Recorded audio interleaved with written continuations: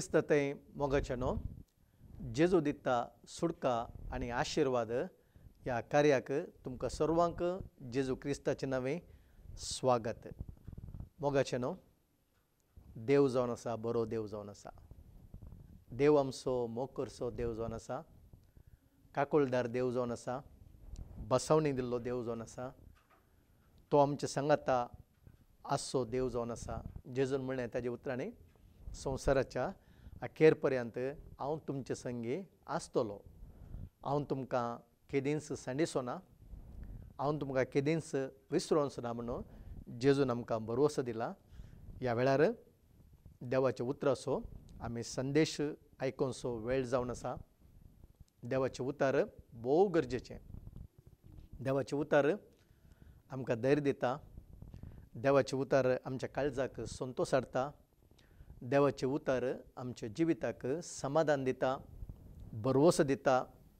देवाचें उतर आमकां राखता, आमकां सांबाळटा आनी देवाचें उतर आमकां भलायकी दिता। ह्या वेळार म्हजो संदेश जावन आसा भलायकेचो देव। म्हणजे संदेश भलायकेचो देव।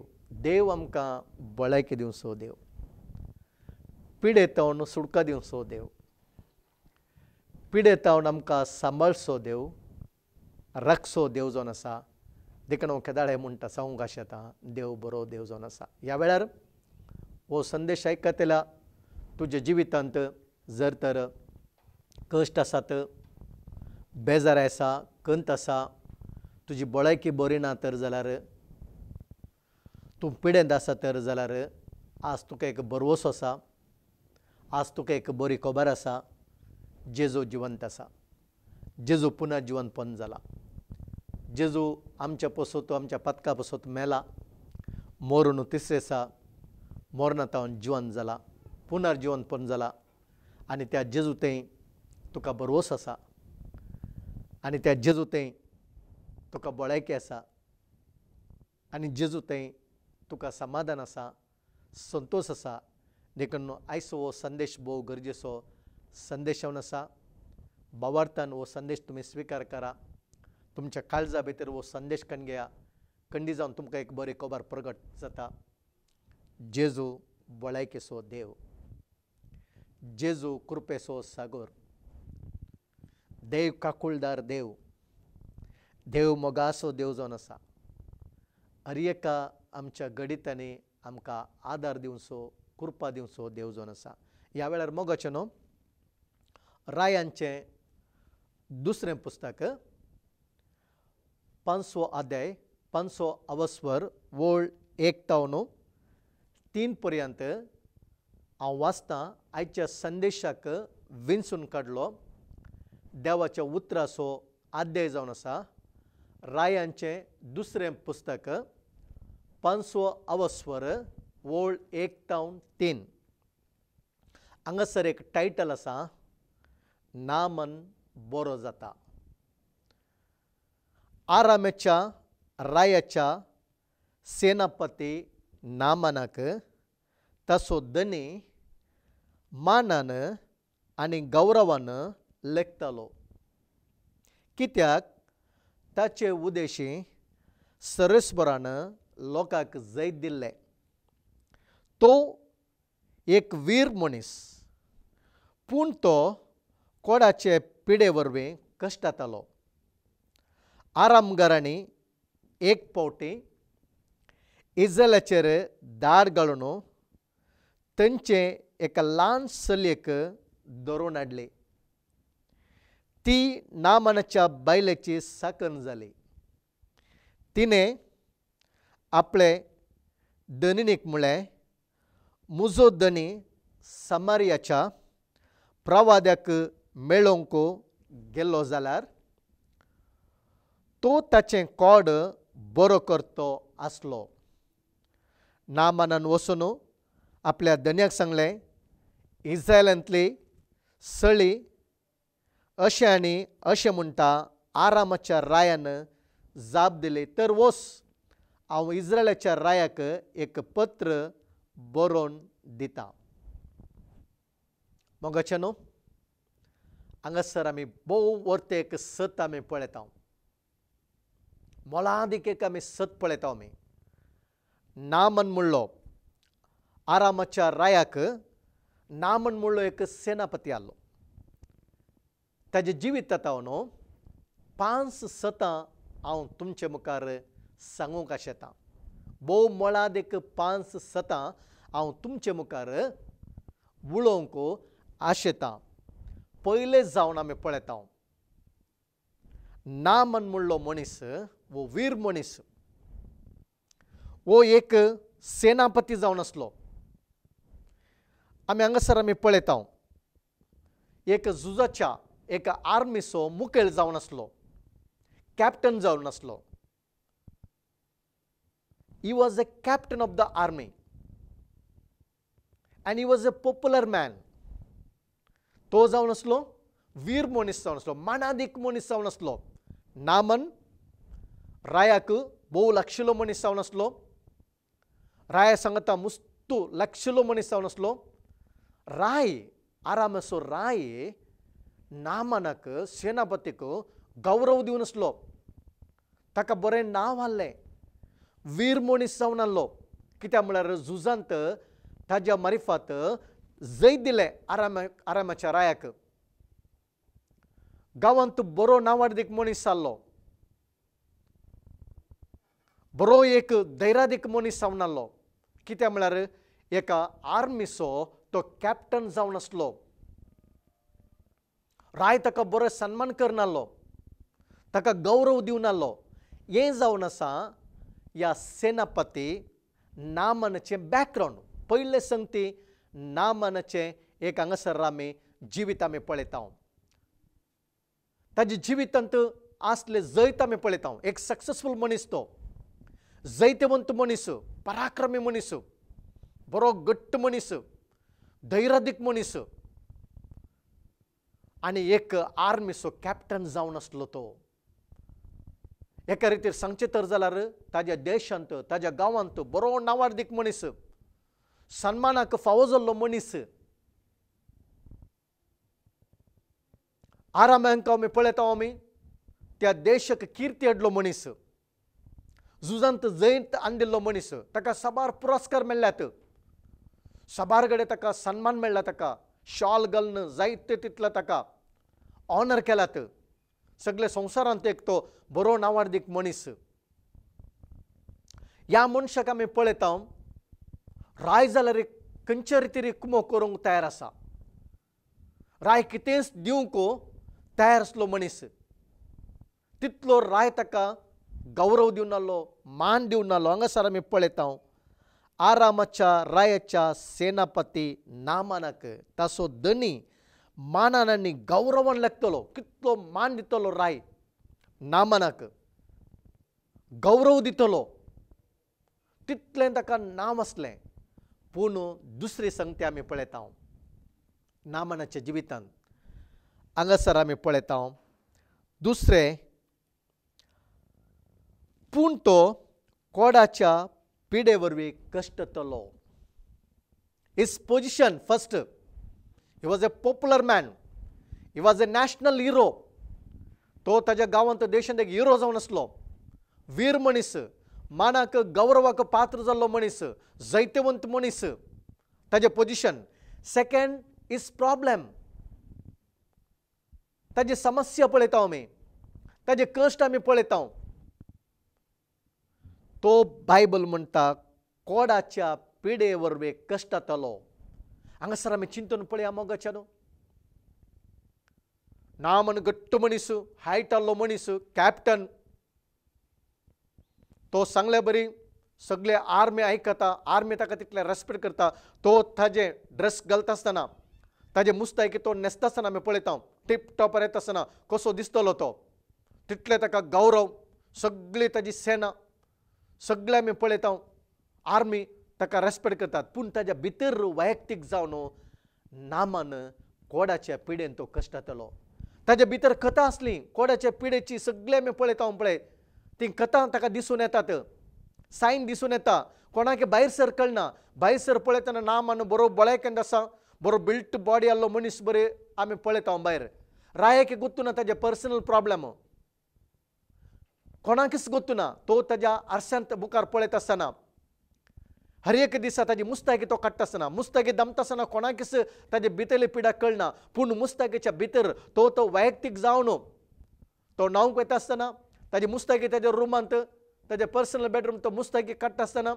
आरशा मुखार रावता आसतना सगळी कथा दिसून येतात ताज्या कुडींत ह्या कोड्याचे मारेकार पिडेची कथा दिसून येतात मोगोचे न्हू त्या काळार कोड्याची पिडा जावन आसा मारेकार पिडा वखत नतली मारणांतीक पिडा जावन आसा तो पिडा आयिल्लो मनीस सोसायटींत कुटुंबा सवार रावूंक ना सोसायटीन ताका रावना प्रत्येक एक तर जागो शाराच्या भायर प्रत्येक तरान ताणें निवास करूंक जाय वस्ती करूंक जाय हांगासर आमी पळयता इतलो मनीस नावार्दीक वीर मनीस गौरवाक पात्र जाल्लो मनीस सन्मान पुरस्कार मेळ्ळो मनीस जायत्या गांवांत ताका शाबासकाय मेळ्ळ्या गांवांत तो एक हिरो जावन आसलो मनीस आज आमी पळयता सगळो संतोश समाधान सांडोवन सगळी ताजी पदवी सांडोवन सगळें ताजें दळबार सांडोवन सगळें ताजें बायल भुरगेंतवन आतां तो वेगळो जाता पॅलसांत आमी पळयता रायाच्या त्या पॅलसांत ताणें भायर वचचें सगळे पुरस्कार सांडोवन कोड्याच्या पिड्यांक आसता त्या जाग्याक ताणें वचूंक जाय अली हाजी एक परिस्थिती अली एक ताजी स्थिती आमी पळयता आमी हांगासर आमी आज हांगा रावन सांगूंक आशेता संवसारांत केदोडलो मनीस आसा तर जाल्यार दुडवादीक मनीस जावं दी वेट लिफ्ट केल्लो मनीस जावं दी कुस्तीपटू जावं दी खेळकार जावं दी केदोडलो हिरो जावं दी ग्रेस्त मनीस जावं दी दुडवादीक मनीस जावं दी शिकपी मनीस जावं दी जानवायचो मनीस जावं दी आस्तबोदी काल्लो मनीस जावं दी हर एक ह्या संवसारांत जियेतेल्या मनशाक देवाची गरज आसा मोगानो जिवंत देवाची गरज आसा देवा वरवीं देवा विणे आमी जिवंक आमी शकना देव नासतना आमकां जिवंक साध्य ना हो संवसार एक दीस सरता आमची हांगाची जिणी एक दीस काबार जाता उपरांत आमी सर्गाच्या राजाक वचूंक जाय थंय वचचे तर हांगासर म्हाका जेजू क्रिस्ताची गरज आसा म्हाका पदकाचे बॉक्साने लाभाजे आतां आमी हांगासर आमी पळयता अहल्या स्थितीर दुखांत कंतींत बेजारांत आसल्या ह्या नामन सेनापतीक एक बरी खबर मेळटा एक भरोसो मेळटा एक होप मेळटा कित्याक म्हळ्यार त्या ताज्या घरांत ताज्या बायलेक थंयसर एक सेवाकी आसली साकर नासली ती कोण म्हळ्यार इस्रायल तावणो एक फावटी तांणी झुजा गेल्ल्या वेळार थंय तावणो एक तरणाटी चलयेक तांणी हाडून येतात इस्रायल तावणो आनी ती नामानाच्या पोतिनेची साकर जावन आसता ती जिवंत देवाक वळखली ती स्त्री जावन आसा हे ल्हानशें आमी पळयता हांगासर आमी चली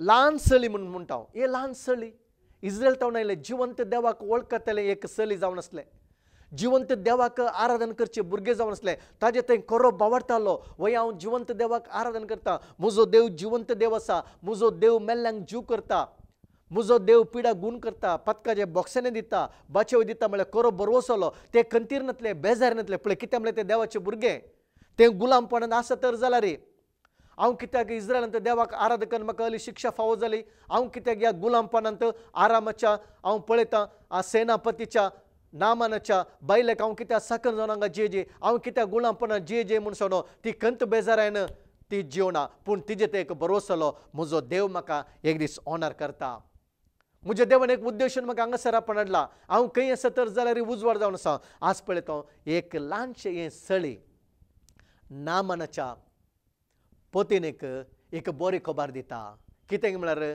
ती म्हणटा आमचो यजमानो म्हजो धनी जर तर सामारियांत आसले तर जाल्यार प्रवादीच्या घरा गेल्लो तर जाल्यार ताका गूण करतलो म्हूण सांगणो एक बरी खबर आज मोगाचें न्हू आज संवसाराक एक बरी खबर आसा म्हाका आनी तुका देवान एक विंचलां आमकां देवान एक जिवीत दिला, एक देवाचो उद्देश आसा बरी खबर प्रगट करचे खातीर. आमचे थंय जिवंत देव आसा, खरो देव आसा. जेजू क्रिस्त पुन्हा जिवन जालो खरो देव आमचे ते आसा. आमी जावन आसा संवसाराक उजवाड. आज आमच्या जिवितांत देवान केल्ले उपकार आमी लोकांक सांगूंक जाय. जर तर तुका देवान बरें एक काम दिलां आसूंक पुरो, तुजी पिडा गूण केला आसूंक पुरो, तुज्या भुरग्याक बरी सैरीक दिला आसूंक पुरो, तुजे बिझनेस देवान आशिर्वाद केला आसूंक पुरो, तूं सलवणींत आल्लोय, काळोखांत आल्लोय, जेजू क्रिस्तान तुका आज उजवाड दिवन, तुका जैत दिवन, तुजे कुटुंब आशिर्वाद करून, तुज्या भुरग्यांक आशिर्वाद करून, तुज्या भुरग्यांक बरें पोजिशन दिवन तुका देवान केल्लो उपकार विसर नाका. देवान तुका केल्ले एक उपकार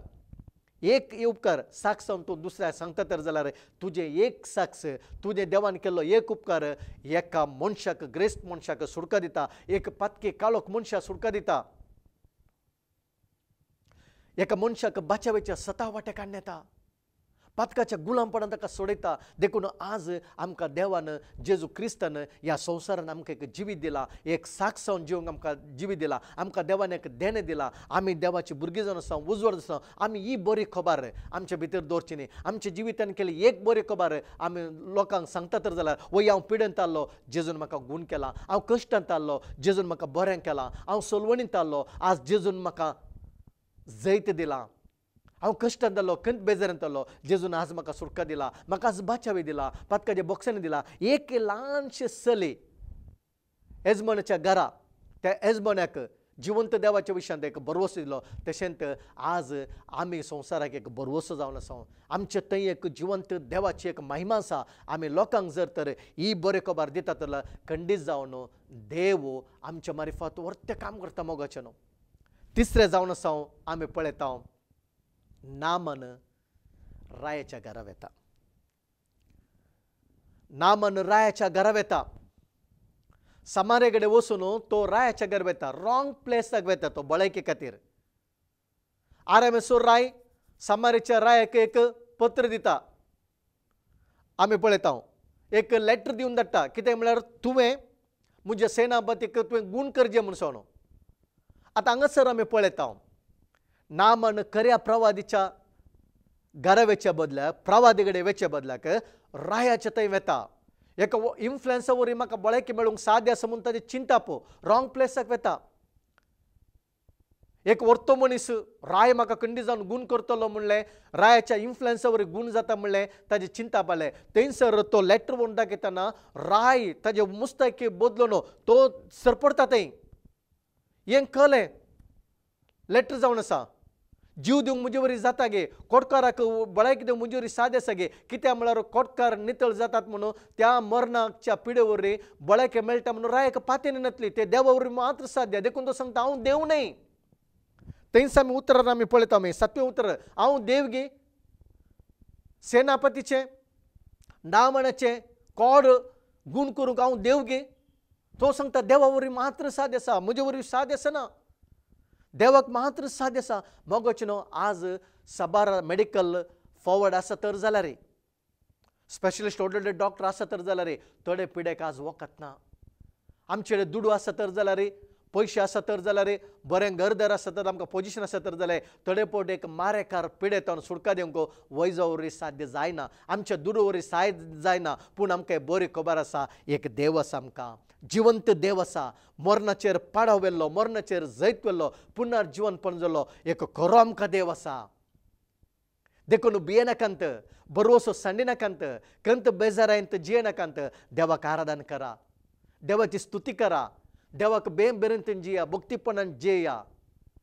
हांगासर आमी पळयता राय म्हणटा म्हजे वरवीं कोड नितळ करूंक जायना. ह्या पिडे वरवीं सुटका दिवचो देव मात्र आसा, देव मात्र आसा. देखून आज आमी अहले स्थितीर आमी वचूंक जाय. जे एकच जागो आसा तो जेजूच्या सरशीन, जेजूच्या सन्निधीक आमी वचचे, देवाच्या प्रेझन्साक आमी वचचे. कितें म्हळ्यार जेजून आपण दिला, येया तुमी म्हजे सरशीन, कश्टांत येले न्हू, वजन वयतले न्हू. भगवचन आज हांव साबार साक्ष म्हणटा. साबार जण एड्स पिडेंत आसले, जेजू क्रिस्ताच्या नांवान गूण जाल्यात. कॅन्सर जेजू क्रिस्ताच्या नांवान गूण जाला. हांव हाका साक्ष आसा. सुमार जाणांची हांवें साक्ष आयकला. साबार मनीस मरणाच्या पिडेंत आले, वय जावन तावन सांडून गेल्ले मनीस जेजून तांकां सांडूना, जेजून तांकां विसरुना. जेजू कडेन आयिल्ल्या वेळार जेजून तांकां भलायकी दिला. साबार पिडा मरणाच्या लागीं आले, मरणाच्या लागीं तडेर पावले मनीस कॅन्सर जावन जेजूच्या नांवान मागण्या वरवीं भलायकी जोडून आज 10-12 वर्सां तावन तांणी जियेतात. सोम्याचो पाटलाव करतात, सोम्याची बरी खबर तांणी परगट करतात. आमी हांगासर आज आमी पळयता आमी जेजून सांगला, येया तुमी मुजे सरशेन, येया तुमी मुजे सरशेन. कश्टांत येलो न्हू, वजन वयतलो न्हू, हांव तुमकां विशो दिता म्हणून. मोगाचें न्हू, हे कार्यक्रम पळयता मोगाचें न्हू, आज तुमकां एक बरवोस आसा, तुमकां एक बरी खबर आसा. जर तर तूं मारणांतीक पिडेंत कश्टांत आय, तूं कश्टांत आसाय तर जाल्यार, तूं कश्टांत वळवळताय तर जाल्यार तुका एक बरी खबर आसा. जेजू तुका आपयता, जेजू तुका आपण दिता. येया तुमी मुजे सरशेन म्हणून, मुजे सरशेन ये, हांव तुका सुटका दिता, हांव तुका बरो करता, हांव तुजे पिडेंतून तुका सुटका दिता. देव बरो देव जावन आसा मोगाचें न्हू. तो तुजो मोग करता, तुजो परिपूर्ण मोग करता, तुका काकूळ दिता.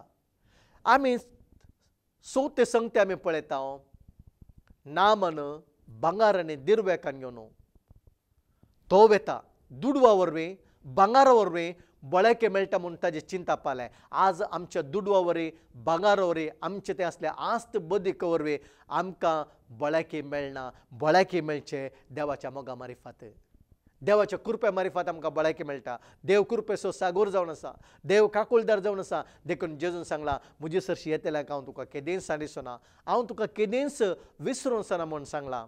आज आमी नामानाची स्थिती आमी पळयता. नामान वेता, प्रवादी कडेन वेता आनी प्रवादी म्हणटा ताका, वच जॉर्दानांत तूं 7 पट्टी बुडोवन तूं ये म्हूण सोनो. तुजें कोड नितळ जाता. नामानाक कन्फ्युजन जाता.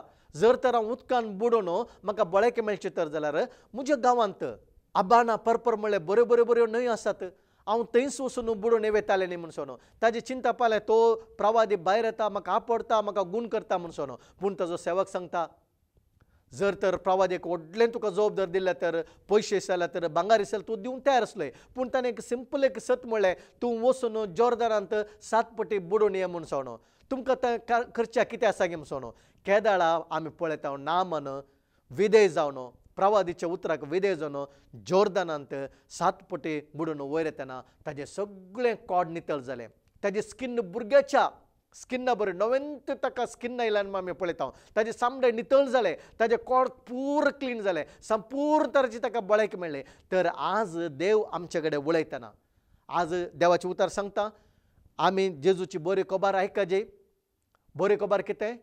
देव मनीस जावन आयला, आमच्या पदका खातीर कुर्सार जेजू मेला, ताजें रगत दिला, ताजें रक्तान ताणें आमकां बॉक्सांनी दिला आनी जेजू पुन्हा जेवणपण जाला. आनी जेजून सांगलें, वसा ताज्या शिसांक तुमी संवसाराक सुवार्थ प्रगट करा, पातेल्यांक बापाचे पुताचे पवित्र आत्म्याचे नवे तुमी पवित्र स्नान दिया सोनो. आज मोगाचें न्हू, आज तुका देव उलयता आसा, जेजू उलयता आसा. आज हांवें पाताक रोडून जिणी बदलून जेजूक स्विकार करतेजे आनी उदकान बुडून पवित्र स्नान कनगेजे. जेजू खरो देव जाल्यार तर जाला रे. जेजू ह्या सताक विधेय जावन जुवांव थंय येता, जुवांव ताका आडयता, तुवें पवित्र स्नान कनगेवचें न्हय, हांवें तुजे करता पवित्र स्नान कनगेवंक जाय. जेजून सांगलें, सद्या कोप्या हर एकल्यान आमी देवाची नीत आमी फुलफील करूंक जाय. जेजू तेन्ना देवाच्या उतराक कळतो जावन उदकान बुडून पवित्र स्नान कनगेता आसतना आकाश उक्तो जालो. हो म्हजो मोगाचो पूत, हांव हाका मानवाला म्हूण सोनो ताळो आयकलो आनी देवान ताका पवित्र आत्म्यान भरलें.